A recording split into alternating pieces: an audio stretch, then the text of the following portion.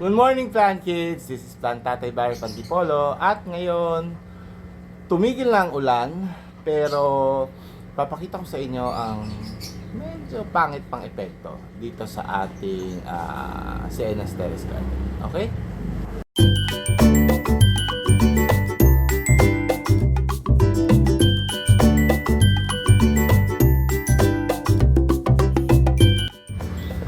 So ito, andito nga tayo sa covered garden muna. Okay? Kasi binaba ko na yung mga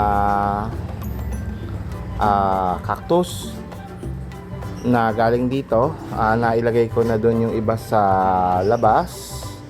Tapos yung iba nasa terrace garden na. Okay? So ano yung nandito ngayon? Itong mga to. Napakita ko sa inyo itong isa na parang inamag siya. Fungus daw yan. Fungus. Tsaka ito. Ayan pa isa. Sa Coryphantha at saka dito sa Magnificus. Magnificum. Okay? Unfortunately, ayan. Marami pa pala. At naku, yung mga paborito ko pa na medyo mahal. Except for this. Ito, nakalimutan ko anong pangalan ito. Pero ayan, lusaw na. Wala na siyang laman. Ito, kasi nakatalikod pala yung nabubulok. Ayan o. Nakatalikod sa ano, pero nandun to sa ano sa part ng tawag dito, nandun ito sa may bubong, nandun to sa pinakasulok kasi ang tagal niyang nabuhay doon. Ngayon tag-ulan lang, kaya yung isa naman nito na mas maliit, ano to short spine golden barrel, nandun lang sa ilalim ng sa loob ng isang shelf nasa gitna. So hindi siya nauulanan. Siguro ito medyo nabasa. Kaya ayan, nakaganyan siya So akala ko okay siya. Tapos medyo inikot ko ng konti. Napansin ko nga. Ayan na. Wala na yung kabila Subukan ko linisin yan. At susubukan nating mabuhay pa. Pero ito wala na. Yung ating I forgot. Pero pinsan to ni Devil's Tongue. Ayan, nagsimula siya sa taas Nagsimula siya ng ganyan, mga ganyan, mga rust sa ibabaw. Akala ko sa pala, ano yun? Tapos doon na pala nagsimula. Ayan, wala na siya. Ang mahal pa naman ito. Tsaka paborito ko to Wala talaga. Tapos ito, isa sa mga succulents. Ito rin. So ayan, wala na silang laman. Kawawa naman sila. Ang nakakainis. Ito, mag-iisang linggo na dito yung ating fairy castle. So, pwede ko na siyang ilabas doon sa labas. So, makakamusta tayo doon sa labas. Ayan. So, andito tayo ngayon sa labas. Makikita nyo naman dito. Ayan. Hindi pa ako nakapag-ayos kasi ngayon lang nag-aaraw. Dito ako medyo natatakot kasi parang hindi ko alam kung sunog ba to, nabulok, ano ba nangyari dyan sa ating quadricolor. Tapos ayan, nagkaroon din tayo ng mga lusaw dyan sa ating Pinus cactus. Aayusin ko yan maya. Pero nakita ko yan kahapon. Ito yung dalawang melo. Ito yung twin. Ito yung orange melon na dati nang may titingnan natin. Ito, ayan, nagkaroon na rin ng lusaw. Hopefully, hindi magtuloy-tuloy.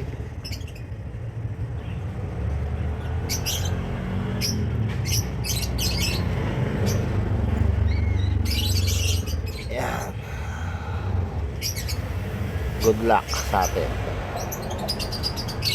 Late nag-react yung ating mga cactus, no?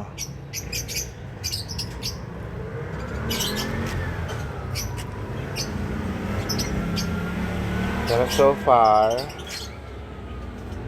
yun lang. Sana yun na lang. Yung ating anong tawag dito? Yung nahulog na puno. Sanga. Tanggalin na natin. So, ayan. Ayan, ito din, nakita mo ng ganon. Yung katulad dun sa quadricolor.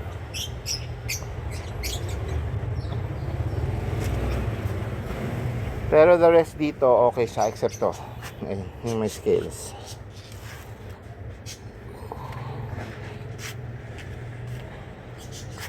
Ayan, ito rin, nalusaw. Baby yan nung ano eh. Nung isang ano ko, ganito. King Ferdinand. At saka ito pala, ayan.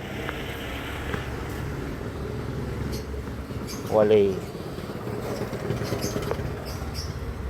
Wala na yan, nagsimula sa gitna kasi. Napansin ko na to, nagsimula sa gitna eh. So siguro hindi pala siya rin mahilig sa tubig. Ayan. Inunti-unti no? Galing sa loob. Eh hopefully umokay pa siya. Tingnan natin pag nag-aaraw. Pero syempre yung ating mga house plants or ornamentals saka water plants, okay, tingnan nyo to. Ang ganda nito, ano, halaman na ito. Nakalimutan ko yung pangalan, lagay ko na lang dyan. Water plant yan eh, parang water lily na maliit. Ganda no, kaya ko na binili yan. Ayan yung ating mga alocasia caladium na ayan na tubigan. Ayan na, ayun nga, ito pang mga nandito hindi pa nga sila masyadong ano eh, active eh, kasi hindi pa rin sila masyadong naarawan at natutubigan at the same time. Gusto niyan sabay eh. Ox, ayun, kailangan natin ayusin, tumutumba ng konti yung ating mga rubber tree. Ito po, from the last part, this is 3 days after. Okay, so puro araw naman tayo, madalang naman umambo na. Ito naman yung status ng ating halaman dito sa labas, no? So far, itong aking fairy castle, nailabas ko na. At saka yung mga bago, ayan, isa, dalawa, and then tatlo. Yan. So far, yung mga, ay, tsaka yung pa pala, yung pang-apat, ayan. So far, okay sila, except ito, tingnan nyo yung aking Phoenix cactus. Yan, nagkandalusaw-lusaw. Nandito kasi siya, tapos na-realize ko, ay na-obserbahan ko, wala pala siyang araw dun, kaya siya naglusaw ng ganyan. Then ito rin, yung isang baby ng aking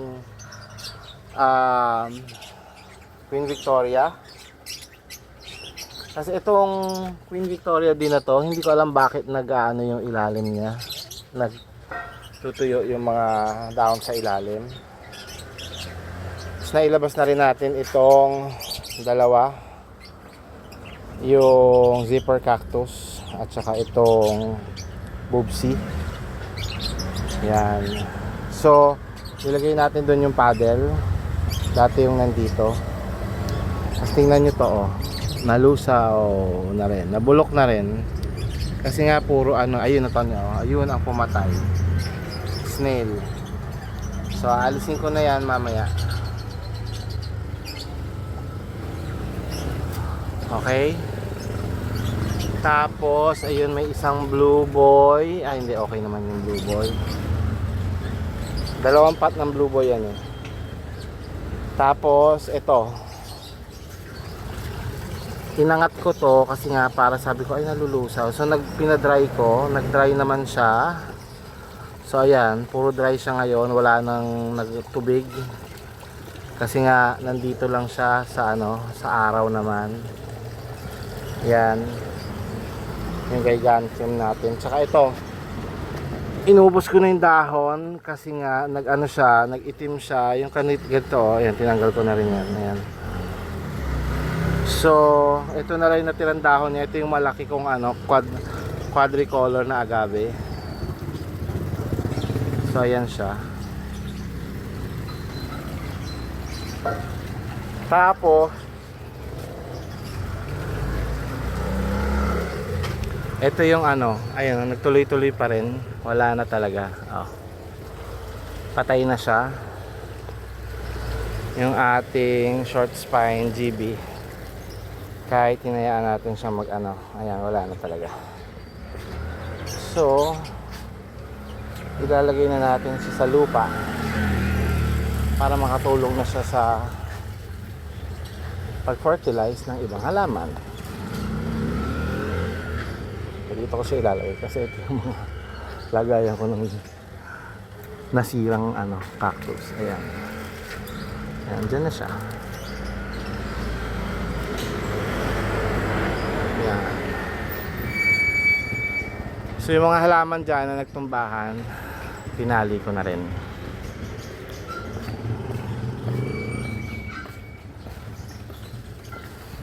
Dito naman yung last ano, 'di ba, sa pinakita ko sa inyo para nag-okay siya. Nag-okay naman sila lahat.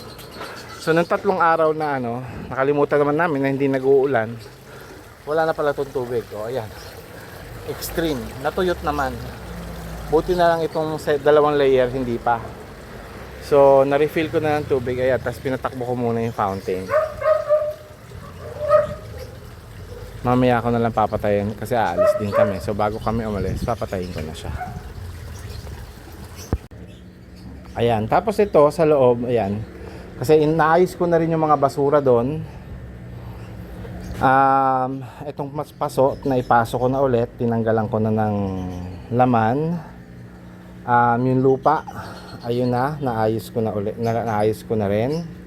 And then ito nga, aayusin ko siya, i-repair ko siya kasi tamo, natanggal yung dalawang side niya doon. So ikakabit ko siya at may plano ako para permanente na hindi na siya natatanggal. Dahil nakaano lang yan eh, parang ito oh, parang sealant lang yung ginamit namin. No? Kasi para maisabit ko na siya ulit. Okay, lalagyan ko siya na sa ano. Kasi may mga tubo, halaman ng tumutubo ulit eh. Okay? Dito sa side na to, ayan naman ang ano, itsura. Ayan, okay naman sila. Kakadilig ko lang din yan sa mga yan. Yung mga taas, pati doon sa kabila, yung mga taas ang wala pang dilig. Hopefully umokay pa sila kasi bukas pa ako magdidilig. Okay, so dito natin tatapusin ang episode na ito.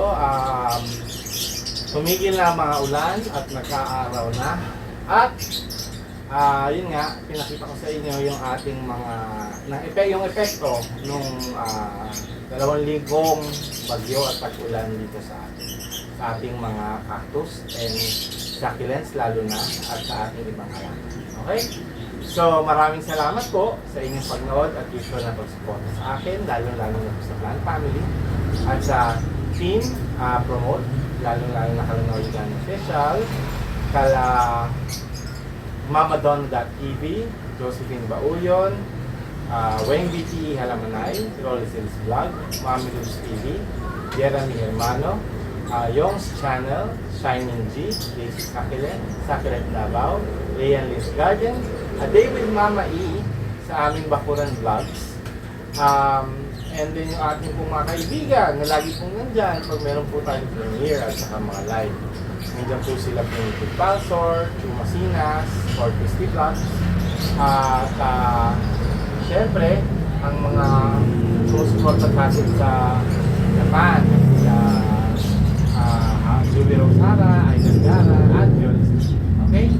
So, hanggang sa muli, hopefully, alam nyo na ang susunod nating episode.